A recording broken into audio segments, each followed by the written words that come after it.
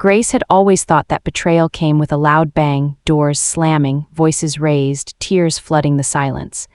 But what she didn't expect was that the worst kind of betrayal crawls in quietly, tiptoeing beneath the surface of everyday routine until one day you look around and realize nothing is the same. It started with the silence. It was 2:14 a.m. when Grace turned in bed and reached for her husband, Daniel. Her fingers swept across cold sheets undisturbed, again. She blinked into the darkness, the ceiling above her vague and unfamiliar. The man she once fell asleep beside, who used to pull her close even in his sleep, now preferred the couch downstairs more than the warmth of their bed. Quietly slipping out of the blankets, she pulled on her robe and stepped into the hallway. The house hummed with that eerie, soundless presence, the kind that only happens in homes where love used to live. Downstairs, flickering blue light from the TV lit up the living room.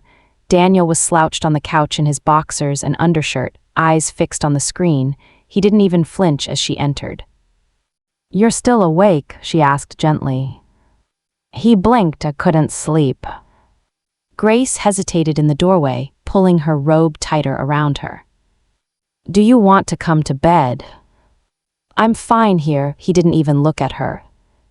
She lingered in place, eyes scanning his tired frame, the way his thumb tapped slowly against the remote like something was out of sync inside him, or maybe inside her. "Are we okay?" she asked, softness tired in her voice. Daniel sighed. "Grace, I'm tired. Can we not do this tonight?" "Do what?" "This," he gestured vaguely. "The talking, the overthinking, you're always in your feelings." It was a slap without the sound. Grace nodded, throat tightening. "Okay, good night." He didn't respond. Her steps back up the stairs felt heavier than her body. She wasn't angry, not yet, just hurt. An ache settled deep in her chest, the kind of ache you can't name but carry all day, even in sleep. She sent a message before her eyes closed, a lifeline. "Grace, he's acting strange again. Third night this week he stayed downstairs." Lily, her best friend, replied instantly, "Sis, are you sure it's just stress? Or is there someone else?" Grace didn't want to think about that. But she did. Hard not to when your husband stops kissing you goodnight and your texts go unanswered for hours, and the man who once made you feel like treasure treats you like a satellite orbiting, close, but never really touching. The next morning, Grace made Daniel's favorite breakfast. Scrambled eggs, toast just a bit burnt the way he weirdly liked it, and spiced tea with honey. He walked in crisp blue shirt, clean shave, polished black leather shoes. Hair brushed, cologne fresh. His scent used to make her toes curl, now it made her ache. "Morning," she said quietly, placing the mug where he always sat. He barely glanced at her. "Morning." He swiped his keys from the counter and headed for the door. "Aren't you going to eat?" "Got a meeting, I'll grab something." Her hands faltered. "Will you be home for dinner?" "Not sure, don't wait up." And just like that, he was gone and she was left alone in the kitchen, her hands still holding the fresh tea, steam touching her face like warmth from a ghost. Later that afternoon, her mother arrived. Helen, Grace's mom. Flawless as ever. She breezed through the front door in a white jumpsuit that hugged every curve, red lipstick bold, hair in perfect curls, the kind magazine covers envied. Helen smiled like she was on stage, "Just came to check on my baby." She pulled Grace into a tight hug that smelled like vanilla and jasmine, as it always had. Grace leaned into it. The comfort of her mom's arms had always felt like a second home. "I don't know what's happening, Mom," Daniel's distant. Helen stroked her hair, voice sugary smooth. "Men go through phases, maybe he just needs space." "Space? We're married, not roommates." Helen laughed it off. "You know Daniel, he bottles things up. Give him a little room, don't push." Grace sighed, leaning against the kitchen island. She didn't notice the flicker in Helen's eyes as her phone buzzed in her purse, and she certainly didn't see the screen light up with the name D. Yellow Heart. It happened the next evening. Daniel walked past her, loosening his tie, and gave her a distracted kiss on the forehead. She turned to hang up his coat when something slowed her breath. His scent lingered in the hallway, vanilla and jasmine. She snapped her head up. Wait, that was her mother's perfume. Not just similar, the exact same undertone, warm, floral, with a tiny spicy twist only Helen liked. She sniffed her own wrist. Nothing, she hadn't worn that perfume in over a year. She stopped the day Helen told her it was too mature for her. When Daniel reappeared, she asked lightly, forcing calm, "Who were you texting just now?" Daniel didn't skip a beat. "Work, launching a campaign tomorrow." She nodded, empty inside. As he climbed the stairs, she stood by the mirror again, lifting her wrist, smelling again. Still nothing. The scent wasn't hers, it was familiar, yes, family even, but it didn't belong on him. She whispered to no one, "Why do you smell like my mother, Daniel?" That night she lay with her back to him. He scrolled through his phone again, light flickering on his face. "Ran into your mom today," he said casually. "She said she might stop by again this week." Grace forced calm into her voice. "You two talk often." "She checks in sometimes, she worries about you." A bitter chill bloomed deep in Grace's stomach. "She worries about me," she echoed. "Didn't realize she worried about you too." Daniel chuckled slightly. "You're being paranoid again." "No," Grace murmured, "I'm just observant." He didn't respond. The next day, Grace met Lily at a cafe. Lily looked her in the eyes and asked, "You really think this is just stress anymore?" Grace stared into her cup. "I don't know, something's off." "Be honest." Grace leaned in, voice trembling slightly. "He smells like her, my mother." Lily froze mid-sip. "Wait, what?" "Twice now, same perfume, and the way they act, they're too comfortable." Lily leaned back, breath shallow. "Grace, you don't think?" Grace swallowed hard. "I don't want to think it." Betrayal doesn't always arrive with a confession. Sometimes it reveals itself in quiet patterns, missed dinners, vacant stares, familiar scents on unfamiliar skin. Grace was no longer questioning her instincts. Something wasn't just off, it was rotting, and she could feel it now. That same night, Grace couldn't sleep. Again, the pillow felt stiff beneath her cheek, but it wasn't discomfort keeping her awake, it was anxiety, now fully grown into fear. Daniel lay just inches away, scrolling his phone in the dark, face lit from below. Most nights she had ignored it. Tonight she decided to ask. "Who are you texting this late?" Her voice was casual, curious even, like she had no agenda. "Work, campaign launch tomorrow," he replied smoothly, still not looking at her. She nodded. "I saw my mom earlier. She said she might come by this week." There was a tiny shift in his posture. A pause. "Yeah, she mentioned she might. You two talk quite a lot lately." Daniel shrugged. "She checks in. She's concerned about how stressed you've been." Grace turned her face back to the wall. Noted. "Didn't know she worried about you too," she murmured barely above a whisper. He laughed softly like she was being silly. "You're imagining things again." Later that week, Lily finally had enough of Grace spiraling in silence. She dragged her to a coffee shop in Lecky. "You're acting like a houseplant that's been overwatered," Lily said playfully, sipping her iced latte. "Grace, you used to light up when you talked about him." Grace stirred her drink in slow, aimless circles. "I don't know where I went. I feel like I disappeared inside this relationship." Lily leaned in. "Be honest with me. Do you still think he's just tired from work?" Grace hesitated, then whispered, "There's something off, I can't explain it, he smells like her." Lily almost dropped her cup. "Wait, your mom." Grace nodded slowly. Twice, same perfume, same weird air of closeness, too familiar. "You don't think," Lily began hesitantly. "I don't want to think," Grace interrupted, "but I can't ignore it anymore." That evening, Grace got home earlier than usual with a plan.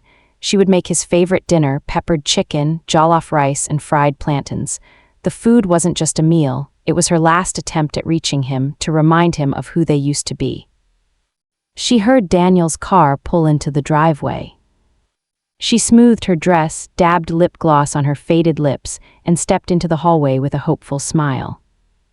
But then the door opened, and he wasn't alone. Helen walked in next to him like sunshine entering a room. "Mom." Helen gave a little laugh. "Don't be alarmed, darling. I ran into Daniel just outside. He offered me a lift." Daniel handed her bag over, acting cool like this was nothing unusual. "Your mom mentioned she hadn't seen the new restaurant by the roundabout, so we grabbed a quick bite." Grace blinked. They went out together and didn't think to say a word about it. Helen chimed in, brushing past gracefully. "Better to stop for food than to sit in Lagos traffic, right?" Daniel nodded. "She tells the funniest stories." They shared a small chuckle like old friends, too familiar, too at ease. Grace smiled weakly, but her hands trembled beneath the folds of her dress. She didn't know what hurt more, Daniel's lie or Helen's ease in going along with it. That night, Grace couldn't sleep. She turned on her side, trying to ignore Daniel's relaxed breathing behind her. How he could sleep while her mind twisted so violently was beyond her. She clenched her jaw and stared into the dark, a whisper clinging to the air, "What's happening to my life?" Then she saw it, the faint lipstick stain on the edge of Daniel's white pillowcase. It was so faint she almost missed it, a soft red smudge. But Grace didn't wear red lipstick. Only Helen did, always. Red was her signature shade. Swallowing hard, she reached out and rubbed at the mark with her finger. It didn't smudge, it was fresh. She buried her face in the pillow. There it was again, perfume, that vanilla jasmine blend Helen swore by. She sat up in bed, shoulders heaving. Was she crazy, delusional, overreacting? A part of her still clung to denial like a dying ember hoping for warmth. By morning, Daniel had left, again without a word. No kiss, not even the sound of the bedroom door clicking. She found herself outside Lily's apartment 30 minutes later, near breathless. Rain tapped lightly on the windshield as she sat in the passenger seat, her hands cold, heart in a cage. "I found lipstick," Grace whispered, "and not mine." Lily's face tensed. "On your pillow." Grace nodded. "And it smells like her, like my mother, the perfume, it's unmistakable." For a moment, the only sound was the rhythmic movement of the windshield wipers. "Grace," Lily said finally, "you're still asking if something's wrong. Your mom and your husband are sneaking around and you're acting like a wedding counselor. You can't be both victim and peacemaker." "She's my mother, Lily," Grace pleaded. "I shouldn't even be forming these thoughts, it's disgusting." "And it's also real," Lily replied. "People are capable of messed up things, even family." Grace leaned back into the window as rain trickled down the glass. She couldn't hold on to denial any longer, so she planned something. That evening, Grace decided to test them. She walked into the living room, bag in hand, and told Daniel, "Church rehearsal tonight. Choir needs extra backup." Daniel didn't even lift his eyes from his phone. "All right, be safe." "You need anything? Should I bring something on the way back?" "No, all good." Heart pounding, she walked out the door, but she didn't go far. With the house gate closed behind her, she remained quietly hidden behind the bushes out front, waiting. 5 minutes passed. 10. Then Daniel walked out, checked his watch, and made a phone call. She was too far to hear the words, but she saw him smile, a real one. That smile wasn't hers anymore. She followed at a distance. His car parked outside a modest guest house in Surrey. Grace didn't get out. She crouched behind a small vendor kiosk and watched. 10 minutes later, a woman stepped out of a Bolt ride. Long brown coat, large sunglasses, red heels. Grace didn't need to see her face to know. It was her mother. "Helen." Grace placed a trembling hand over her mouth, almost choking on the bile rising in her throat. Helen looked around casually, not out of guilt, but like she had been here before, like she belonged there. Daniel stood inside the gate, waiting. He touched her back gently, then he closed the gate behind them. Gone together. Some women break quietly, others burn until there's nothing left, then rise again from the ashes.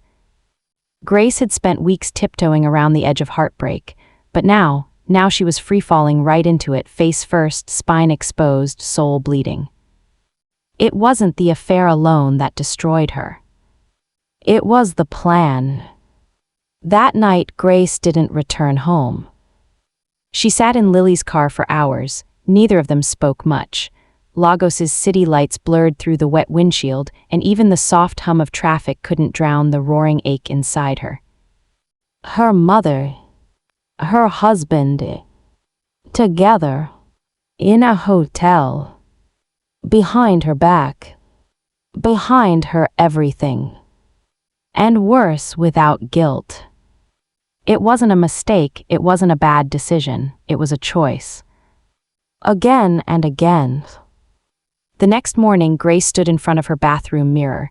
The woman looking back at her didn't feel real, red, swollen eyes she didn't recognize, hair matted, emotionless lips. At 11:49 p.m. the night before, Daniel had sent her a text. Got a late call with the team, crashing at the office. Don't wait up. She hadn't replied, but now she had a plan. A plan that didn't involve yelling, or tears, or even an explanation. She didn't need those anymore. What she needed now was the truth, entire, ugly, undeniable. By noon, she arrived back at their house, calm on the outside, shaking like glass on the inside. Daniel came in around 2 p.m., casual like everything was normal. Jeans, sneakers, that same cologne she'd once buried her face into. Now it made her nauseous. Hey, he smiled, brushing a kiss on her cheek. Grace smiled weakly. You look tired. Long night, he muttered, setting his glass down. Work's been a lot. He walked into the kitchen to pour juice, unbothered, unworried. That's when she noticed it. His phone. Unlocked. Face down on the couch. She picked it up slowly, hands trembling so badly she could barely tap the screen. When she flipped it over, it was still open, messages visible, a private thread titled, "Dis Mark." Her stomach dropped. She clicked in. The first message punched her right in the soul. Dismark, last night was beautiful, I miss your arms. Daniel, you looked stunning, you always do. Dismark, she doesn't suspect. Daniel, not even a little, she still thinks I'm just stressed. Dismark, good, the guilt will make her easier to push out. Daniel, it's working, she asked if I was okay yesterday, pathetic. Grace's throat tightened. Her fingertips turned cold. But it didn't stop. She scrolled further. A photo attachment. Her mother, wearing a silk robe, sitting on the edge of a hotel bed, smiling. Grace dropped the phone. Daniel walked back into the room, sipping his juice. He paused, tilted his head, looking for something. Her voice was hoarse, flat. You left your phone out. He raised a brow, and you decided to go through it. She held it up, her voice sharp this time. Who is Dismark? Daniel's face didn't show even a flicker of guilt, just irritation. Grace, he sighed, that's an invasion of privacy. Her jaw dropped. Your privacy, I found messages of you sleeping with my mother, and your concern is your phone's privacy. He stepped closer, voice low, calm, manipulative. You're being dramatic. Oh, so the photos, the messages, all fiction. He sipped the juice again like this was normal. She understands things you don't, things about life, about ambition, about partnership. You're just a girl playing house. Grace flinched. I gave you everything, she whispered. His tone turned cold, too cold. And you were a good choice for a while. Her eyes filled with disbelief. You planned this. Daniel's expression didn't waver. She came to me first. That broke something inside her. Without thinking, Grace slapped him hard. The sound echoed across the room. Daniel froze, his hand touching his cheek, jaw tightening, then a smirk. You've just made things easier, he whispered and walked out. No apology. No fight. Just execution. When she could breathe again, Grace sat back on the couch. Her hands trembled as she searched the drawers for reassurance, for something, for answers. That's when she saw it. A brown envelope buried under old receipts. A divorce packet. Her name already signed. But she had never touched it. She pulled the papers closer, eyes scanning the legal form, and there it was. Consent received under authority of appended power of attorney Grace Daniels. No, she whispered, no. She didn't sign this. She bolted out of the house. Next morning, Grace stormed into the legal offices listed on the document. The receptionist, smiling politely, looked up. Good morning, do you have an appointment? I need to speak with Mr. Blake, it's urgent. My name is Grace Daniels. The woman typed into her computer. Yes, Grace Daniels, your mother handled the last steps on your behalf. The paperwork is complete. Something tore inside her. My mother. Yes, the woman smiled. Mrs. Helen, she provided a notarized power of attorney. Grace's memory went spinning. Flashback 3 months ago. Helen had handed her a folder during a breakfast visit. Just sign here, sweetheart. It's to protect your assets if anything ever happens. Nothing serious. I already spoke to a lawyer for you. Grace hadn't read it. Why would she? It was her mother. Her blood. Now that signature was being used to finalize a divorce Grace hadn't consented to, hadn't even known about. She stumbled outside, legs barely holding her. Her world had gone from heartbreak to full-blown theft. Lily was waiting in the car. What happened? Grace dropped into the seat, nearly breathless. My mother, she signed my divorce for me. Lily's eyes widened. What? That's illegal. No, Grace said hollowly. She made me give her power of attorney months ago. I thought I was protecting myself, but I signed away my marriage. She forged my freedom. Lily shook her head, stunned. Grace, that's not just betrayal, that's economic murder. At home, Daniel was waiting. Lounge lights dimmed, glass of wine in hand. So, he said coolly, you know now. Grace stared at him, voice trembling. You forged me out of my own life.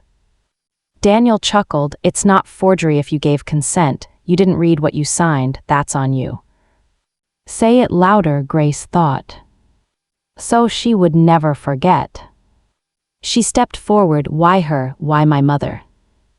Daniel didn't blink. She builds empires, you dream about fairy tales. Grace let out a breathy, bitter laugh. You used me like a launch pad. I'll be married to a woman who fits me in 2 weeks, he said coldly. You just weren't the one. Her face flushed red, and not from shame, from clarity.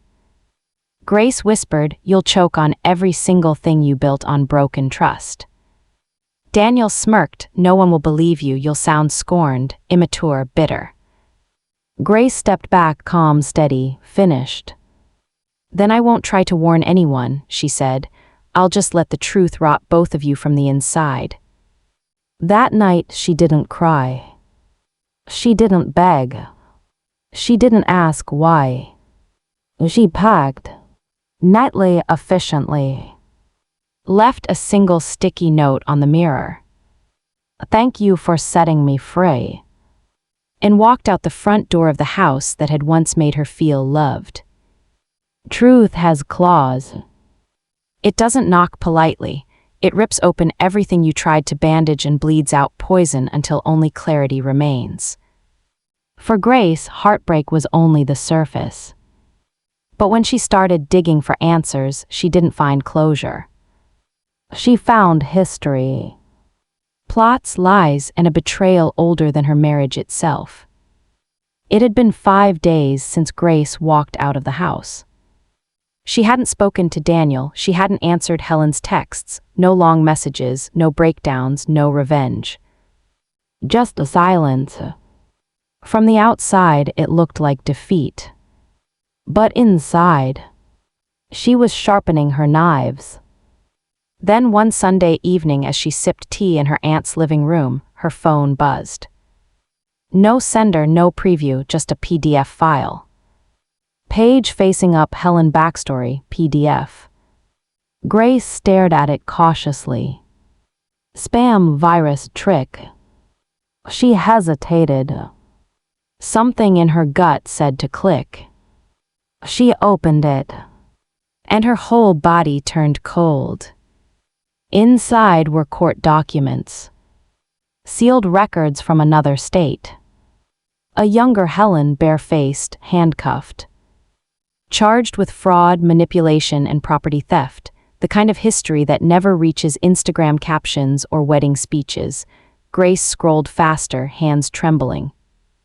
Then the photos. Helen beside an older man, wealthy-looking, probably her past target, standing next to him, a much younger Daniel. Grace squinted. He looked 20, maybe early 20s, certainly before she ever met him. And Helen. She looked exactly the same, untouched by guilt, perfected by secrets. They had known each other long before Grace entered the picture. Grace couldn't breathe, the walls in the apartment felt smaller. She rushed to call Lily. 10 minutes later, Lily was barefoot in her slippers, holding the laptop as if she couldn't blink. Wait, Lily said, you're telling me Daniel and your mom had a connection before he ever dated you. Grace nodded slowly. Now it makes sense. The first day I introduced them, they didn't meet. It was a reunion. Her voice cracked. I wasn't collateral, I was a step in their plan. Flashback 2 years ago. Helen had insisted Grace attend one of Daniel's upscale corporate dinners. I bought you something, she said, handing her a sleek designer dress. You need to look sharp if you want him to notice you. Back then, she thought Helen was investing in her happiness. Now she realized Helen had been directing a scene. Grace remembered, at the dinner, Daniel had been oddly quiet, barely looking at her. But when Helen laughed, oh, his eyes sparkled. She had seen it, she just didn't know what it meant. Now she knew exactly what it meant. She had married the result of her mother's manipulation. And divorced through her mother's signature. Enough was enough. It wasn't about saving the marriage anymore, or punishing anyone. It was about telling the truth the way it should have been told. Grace contacted the legal firm that drafted the power of attorney. They didn't call back. She reached out to an old family lawyer, but even he seemed distant. So she tried something else. She called her estranged aunt, Helen's rebellious younger sister who had distanced herself from the family years ago. The two hadn't spoken in months. After a long pause on the other end of the line, Grace asked, "Why did you and Mom fall out?" A dry sigh, then this. Helen was always beautiful, but she was like a storm. You couldn't love her without losing pieces of yourself. She ruined men like it was sport, Grace. I warned your father, but he believed in her more than he protected you. Grace's hand went cold holding the phone. Her life hadn't just been painful. It had been orchestrated. The next morning, she printed out the court documents, the images, the sealed files. She dressed in her best, light makeup, clean confidence. Then walked right into Daniel's company headquarters. The receptionist stuttered, "Ma'am, do you have an appointment?" Grace didn't break her stride. "He's expecting me." She pushed open the executive lounge. Daniel stood with two clients, laughing mid-sip of espresso. He froze when he saw her. "Grace." She handed over a brown envelope, calm as ever. "What's this?" he asked. "The end of your empire," she whispered, "and hers." He opened it, his eyes dropped, scanned one page, then another. His face didn't go pale, it went dark. "You're bluffing," he said. Grace tilted her head. "No, I'm finally telling the truth." Meanwhile, 2 stories above, Helen sat at her vanity mirror, brushing her curls into perfect formation.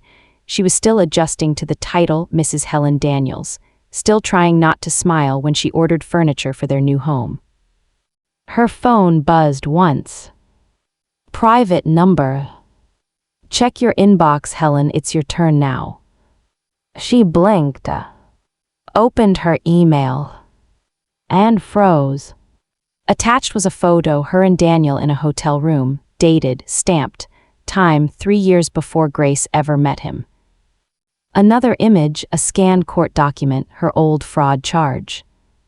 Buried, hidden, forgotten until now. Her lipstick dropped to the dresser. Downstairs, Daniel stormed into their home. He slammed the envelope on the living room table.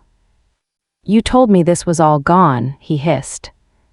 Helen picked it up, scanning the papers in horror. "I destroyed everything, I swear. Someone must have, someone was watching us." His voice cracked. "It's not someone, it's Grace." Helen went still. "But she doesn't have the courage." "She does," Daniel spat. "I saw her eyes, she's not afraid anymore." Across town, Grace sat at her aunt's house.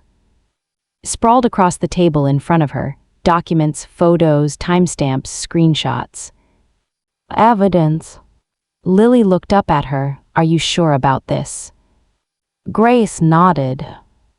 "I don't want revenge, I want truth. They rewrote my story, now I'm writing it myself." Her aunt joined them. People like Helen only survive when everyone stays silent. She taught herself power by controlling the version of events. You're the first person to challenge the script. Grace picked up a pen. Not to sign a paper, but to begin her counter-narrative. Monday morning, the whisper began. Anonymous blog post. The businesswoman who stole her daughter's husband. By Tuesday, a social media account posted screenshots and images. Before she was his wife, she was his mistress. Helen Daniels uncovered. By Wednesday, Helen's phone stopped ringing. Brands canceled their appearances. Fashion labels that once lined her closet pulled endorsements. Her Instagram brags turned into apology notes. She sat on the living room floor, photos scattered all around her. For the first time in her life, no one wanted to be her. Upstairs, Daniel stared at his phone, notifications turned off but emails flooding in. Urgent, emergency, board meeting. His public image, once spotless, was now coated in scandal. He walked into their bedroom quietly, like a man preparing his own funeral. "The board wants me to step down, PR disaster." Helen looked up, mascara smudged. "Don't blame me." "I left my wife for you," he growled. "I gave up everything." "Everything built on control," she snapped back. They stared at each other, no love, no power, just ruin. Then Daniel said the deepest truth of all. "Grace is stronger than you thought." And for the first time, Helen had nothing to say. Betrayal breaks bones, but truth rebuilds spines. Grace had cracked, but she had not shattered. Not completely. Now she didn't want justice. She didn't need apologies. She only wanted the one thing they thought she'd never find again, herself. Days after the public scandal exploded, Grace received a message. From Helen. Text, "Let's talk one last time, no tricks, just truth." She stared at her screen for what felt like an hour. Half of her wanted to delete it. The other half needed to hear everything. So she said yes. Not for closure, but confirmation. The restaurant was nearly empty. Private booth, dim lights, perfect place for secrets. Helen sat alone, no makeup this time, no designer dress or glamorous blouse. For the first time in her life, just a woman, no mask. Grace walked in, calm, unreadable, strong. "Thank you for coming," Helen said. Grace sat opposite her. "You have 5 minutes," Grace said coldly. Helen nodded, fair. There was a pause. Then, "It didn't start with Daniel." Grace blinked, "Then start where it did." Helen looked at her hands. For the first time, she didn't sound rehearsed. She sounded broken.